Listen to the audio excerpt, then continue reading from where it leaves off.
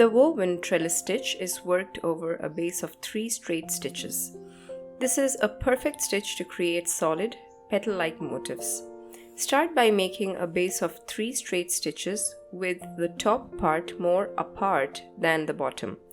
Imagine an inverted triangle. Next, bring out the needle from one side of the narrow end. Start weaving up and down the straight stitches. When you reach the other side, turn around and go up and down the base stitches. So basically, you are doing a basket weave using these 3 base stitches.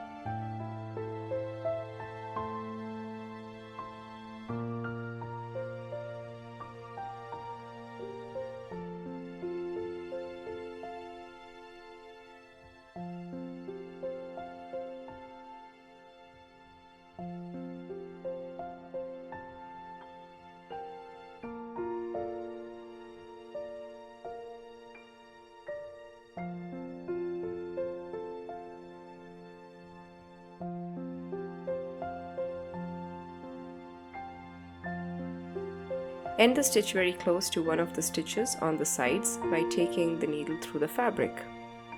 You can also do the stitch using 4 stitches for the base.